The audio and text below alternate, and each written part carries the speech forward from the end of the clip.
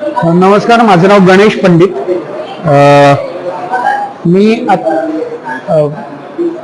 Ambedkar Nagar, Kurar village, Malad east इकडे मी community theatre workshop करतो.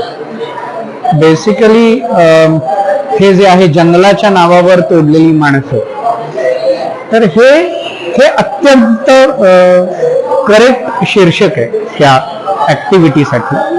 याचं कारण जंगलाच्या नावावर ऍक्च्युली खूप बिझनेसेस आहेत. राजकारण हा त्यातला एक मोठा बिझनेस आहे. जंगलाच्या नावावर तोडली जाणारी माणसं ती ऍक्च्युली जंगलाच्या बॉर्डरच्या आतली आणि जंगलाच्या बॉर्डरच्या बाहेरची.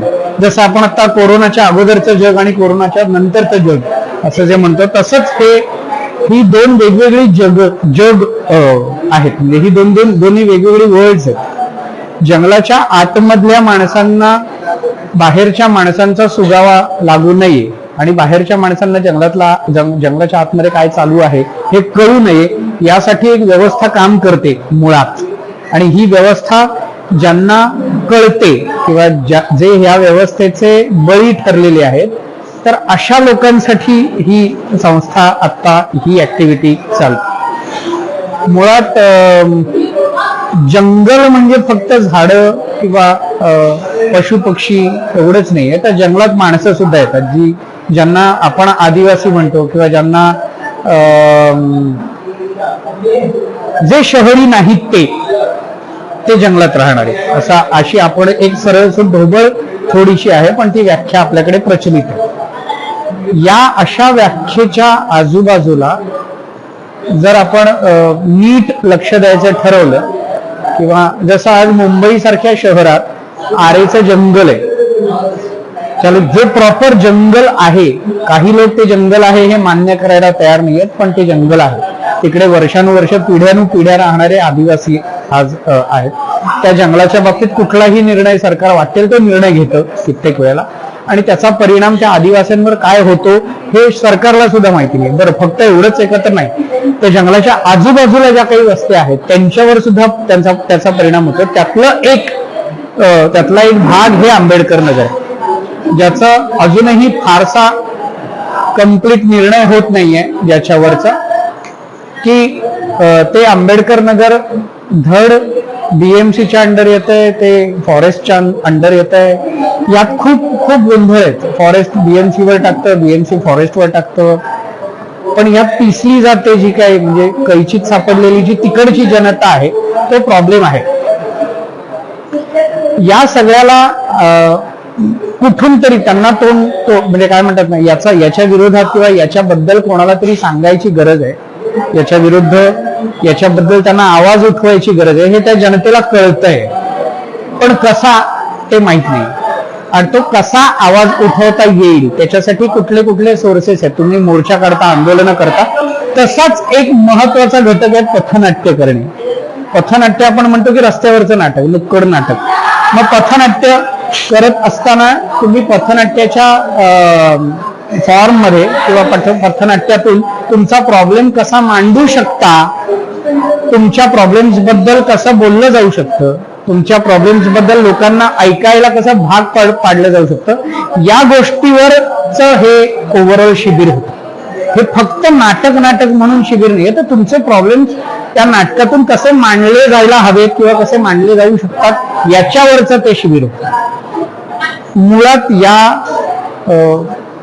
आंबेडकर नगरमध्ये राहणारी मुलं किंवा तिकडची मुली, तिकडची जनता, या सगळ्यांना आधी हा विषय कळायला हवा की आम्हाला नक्की काय करायचंय त्यांच्याबरोबर. तो त्यांना कन्व्हिन्स करण्यासाठी तिकडची सम्यक नावाची एक संस्था आमच्याबरोबर काम करते, ज्या संस्थेचे मॅक्सिमम सदस्य त्या नाटकात आज होते. हे सगळे प्रॉब्लेम्स त्या नाटकातून कसे मांडले जाऊ शकतात ही समज त्यांना येण्यासाठी हे शिबिर आयोजित केलं. मुळात हे कम्युनिटी थिएटर याचसाठी आहे. म्हणजे कम्युनिटी थिएटरचा मूळ उद्देश हाच असतो जनरली, की त्या वस्तीत जाऊन तिकडच्या लोकांना प्रोवोक करा, तुमचे प्रॉब्लेम्स मांडायला, त्यांना शिकवा, त्यांचे प्रॉब्लेम्स मांडले कसे जाऊ शकतात, याच्यावर त्यांच्याबरोबर काम केलं जातं. आता यातले सगळेच ऍक्टर्स आहेत का, तर नाहीये. कित्येक लोकांना नाटक कशाशी खातात हे सुद्धा माहिती नसतं. कित्येक लोकांनी पाहिलेलंही नाही नाटक. कित्येक लोकांना ऍक्टिंग फक्त पिक्चर मध्येच असते एवढंच माहिती आहे, टीव्ही बघतात फक्त लोक. त्यामुळे नाटक काय असते त्यांना माहिती नाही. मग त्यांना त्यासाठी कन्व्हिन्स करावं लागतं. हे कन्व्हिक्शन म्हणजे कन्व्हिन्स करताच आम्हाला कळायला लागलं होतं की कोण काय करू शकतं, कोणात काय कॅपॅसिटी आहे. बऱ्याच लोकांचे आपल्याकडे नाटक म्हटल्यानंतर जे नाटकाचे मूलभूत नियम आहेत की उभं कसं राहायचं, बोलायचं कसं, पाठ दाखवायची नाही, आवाज वर हवा वगैरे, या सगळ्या गोष्टी आपण ऍक्टिंगचे भाग किंवा नाटकाचा भाग म्हणून समजतो. त्या मुलांसाठी ते महत्वाचंच नाहीये. कारण आपण एनर्जी लावायची असं जे आपण म्हणतो नाटकासाठी, ती मुलं एनर्जी कुठून लावणार? जी मुलं सकाळी 7 वाजता घर सोडतात, रात्री 8-8:30ला थकून भागून दिवसभर नोकरी धंदे करून सगळी घरी येतात आणि 8-8-9 नंतर ती रिहर्सलला पोहोचतात, ज्यावेळेला ती अर्ध्याहून अधिक मेलेली असतात. पण मग त्यांच्यात ती आग पेटवून ठेवण्याचं काम ना आम्ही सुद्धा आणि ते सम्यकचा जो ग्रुप होता ते सगळे मिळून करत होतो. त्याच्यामुळे त्यांना ती संध्याकाळी आल्यानंतर 9 ते 12 वगैरे आम्ही रात्री रिहर्सल करत होतो. 10, 11, 12 कितीही वेळ चालायची, पण ती मुलं शेवटपर्यंत त्याच एनर्जीत काम करत होती. याचं सगळ्यात महत्वाचं कारण ते जे भोगतायत ते लोकांपर्यंत पोहोचावं असं त्यांना वाटतं. आणि हे जोपर्यंत त्यांना वाटतंय तोपर्यंत ते काम पोटतिडकीने होणार आहे आणि ते व्हायलाच पाहिजे. म्हणजे मी जर काही भोगलंच नाहीये आणि मी काहीतरी भोगल्याचा अभिनय करून दाखवतोय आणि मी काहीतरी भोगलंय आणि ते मी लोकांना सांगतोय, यात जमीन आसमानाचा फरक आहे. मग या सगळ्या या एक्सपिरियन्सेसच्या मागे किंवा एक्सपिरियन्सेसच्या पुढे आपला अभिनय आणि नाट्यानुभव वगैरे आपण ज्याला म्हणतो ते सगळं खूप म्हणजे क्षुल्लक वाटायला लागतं कित्येक वेळेला. ती पोटतिडकीने माणसं बोलतायत त्यांच्या प्रॉब्लेम्स बद्दल, त्यांच्या रेग्युलर जीवनाबद्दल, रोज सकाळी उठल्यापासून रात्री झोपेपर्यंत. आता आज तिकडे रोज 3-3, 4-4 दिवसांनी पाणी येतं आणि ते पाणी सुद्धा रात्री 2:30-3 वाजता वगैरे येतं. ह्या सगळ्या ज्या गोष्टी आहेत ना त्या रात्रभर ते जागतात त्या पाण्यासाठी, परत सकाळी उठून ते कामावर जातात आणि बाकीच्या गोष्टी करतात. बरं, पाणी कधी येणार हे सुद्धा त्यांना माहिती नसतं, ते कुठून येतं हे पण माहिती नसतं. पाण्याची पिण्यालायक ते पाणी आहे का नाही हे मोजणारी एक यंत्रणा आहे, म्हणजे एक मशीन येतं. त्या मशीनच्या आधारे एवढं 100% त्या लोकांना सुद्धा कळतंय की हे पाणी ऍक्च्युली पिण्यालायक नाहीये, पण तरीही ती माणसं ते पित आहेत कारण त्यांच्याकडे दुसरा उपाय नाही. बरं, शासनात गेले तर शासनात बीएमसी जसं फॉरेस्ट डिपार्टमेंटवर खापर फोडतं आणि फॉरेस्ट डिपार्टमेंट बीएमसीच्या डोक्यावर येतं. त्यामुळे तेच चालू आहे त्यांच्या यात. या माणसांना न्याय कधी मिळणार, त्यांच्या जमिनीचा, त्यांच्या घराचा कधी म्हणजे सोक्षमोक्ष लागणार, याचं काही म्हणजे कित्येक वर्ष हा लढा चालूच आहे. याच्या पुढे सुद्धा तो लढा चालूच राहणार. सगळ्यात मग हा लढा चालू असताना त्यांना नाटकाचा किती फायदा घेता येईल त्या लढ्यात, या गोष्टीसाठी हे वर्कशॉप आम्ही करतो किंवा कम्युनिटी थिएटरचा मूळ उद्देश तो आहे. आता आम्ही आज जे नाटक सादर झालं ज्याचं नाव होतं अपुनका एरिया, तर अपुनका एरिया या मुळात त्या नावातच अख्खं नाटक सामावलेलं आहे की त्या एरियातले प्रॉब्लेम्स काय आहेत, त्याची सोल्युशन्स काय आहेत, ती ऐकणार आहेत का समोरचे, का आम्हालाही असंच पाठवून देणार आहेत. तर हा मूळ त्याचा हेतू होता त्या नाटकाचा. त्या मुलांनी, आज ती मुलं अक्षरशः पहिल्यांदा काम करत होती, आयुष्यात पहिल्यांदा त्यांनी स्टेजवर सगळ्यांच्या समोर काम केलं. आणि मला विचाराल तर मी कदाचित एक्सपिरियन्स आहे म्हणून, पण खरंच सांगतो माझा पहिला परफॉर्मन्स आयुष्यातला सुद्धा इतक्या ताकदीचा नव्हता.